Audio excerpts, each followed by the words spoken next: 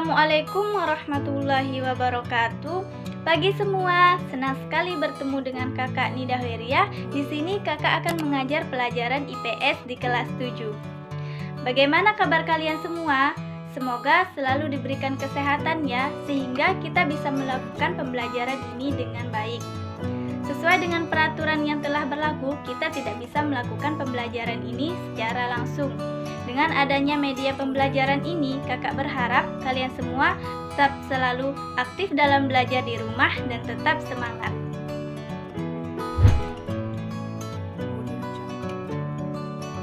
Pada pertemuan hari ini, kita akan membahas materi IPS yang pertama, yaitu pengertian ruang dan interaksi antar ruang. Adapun tujuan dari materi pembelajaran kita pada hari ini, yang pertama, Ibu harap kalian mampu menjelaskan pengertian ruang dan interaksi antar ruang, dan yang kedua, kalian mampu menjelaskan persebaran penduduk, dan yang ketiga, kalian mampu menjelaskan 3 faktor yang mempengaruhi interaksi antar ruang. Istilah ruang sering sekali kita jumpai pada kehidupan sehari-hari, seperti ruang kelas, ruang laboratorium, ruang perpustakaan, dan juga ruang rapat. Dari contoh tersebut, pasti sudah tahu semua kan apa itu ruang? Ruang adalah tempat di permukaan bumi, baik secara keseluruhan maupun sebagian, yang digunakan makhluk hidup sebagai tempat tinggal. Yuk kita simak pembahasan materi selanjutnya.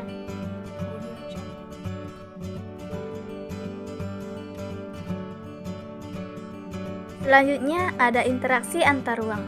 Contoh dari interaksi antar ruang ini yang dapat kamu lihat, misalkan interaksi antar desa dan kota. Kedua ruang ini memiliki karakter yang sangat berbeda. Perbedaan itu muncul karena adanya potensi yang dimilikinya. Setiap ruang memiliki karakteristik yang berbeda. Karakteristik tersebut memicu adanya keterkaitan antar ruang. Desa dan kota saling terkait satu dengan yang lain. Desa memiliki karakteristik yang tidak dimiliki kota. Kondisi keduanya sangat berbeda. 3 faktor yang mempengaruhi interaksi antar ruang. Yang pertama, adanya wilayah saling melengkapi. Yang kedua, adanya kesempatan berintervensi. Dan yang ketiga, adanya kemudahan pemindahan dalam ruang. Wilayah saling melengkapi. Hukum saling melengkapi muncul karena adanya wilayah yang membutuhkan. Keterbatasan suatu wilayah erat kaitannya dengan potensi. Setiap wilayah memiliki potensi berbeda-beda. Pada gambar 1.1 tampak wilayah A menghasilkan sayuran dan wilayah B menghasilkan beras. Wilayah A membutuhkan beras dan wilayah B membutuhkan sayuran. Perbedaan ini menyebabkan berlakunya hukum saling melengkapi. Adanya wilayah yang berperan sebagai produsen dan adanya wilayah yang berperan sebagai konsumen. Kesempatan berintervensi. Interaksi antar ruang tidak terkait secara permanen. Interaksi antar desa dan kota tidak hanya melibatkan satu desa dan satu kota. Seperti yang kita lihat pada gambar di samping, kebutuhan suatu wilayah tidak cukup dipenuhi dari satu wilayah saja. Dengan demikian akan muncul kesempatan satu wilayah memenuhi kebutuhan wilayah lain karena timbul hambatan interaksi antar wilayah. Hambatan tersebut muncul karena keperluan yang dibutuhkan tidak diperlukan pada suatu wilayah. Kondisi ini menunjukkan interaksinya melemah.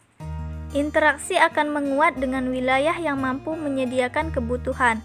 Kesempatan ini diambil oleh wilayah yang menawarkan alternatif lebih baik sehingga interaksi dengan wilayah baru menguat. Kemudahan pemindahan dalam ruang. Interaksi antar wilayah dipengaruhi efektivitas waktu dan biaya. Contohnya ada pada gambar 1.3 di samping. Transferabilitas diartikan sebagai kemudahan pemindahan dalam ruang seperti pemindahan manusia, gagasan, barang, dan informasi. Kemudahan tersebut dapat diukur dari jarak, biaya transportasi, dan kelancaran angkutan. Persebaran penduduk. Penduduk satu wilayah dengan wilayah lain memiliki karakteristik berbeda. Kamu dapat mengamati kondisi penduduk di wilayah lain dan di dekat tempat tinggalmu. Beberapa aspek yang perlu diamati seperti kepadatan penduduk, pola persebaran, dan kondisi alam. Faktor yang mempengaruhi salah satunya disebabkan oleh interaksi antar wilayah. Interaksi antar wilayah menyebabkan penduduk melakukan mobilitas. Adapun tujuannya untuk memenuhi kebutuhan yang tidak dapat diperoleh di daerah asal. Contoh paling nyata yaitu Indonesia yang memiliki wilayah luas dan persebaran penduduk tidak merata. Salah satu penyebabnya yaitu perbedaan potensi di setiap wilayah. Demikian pembelajaran IPS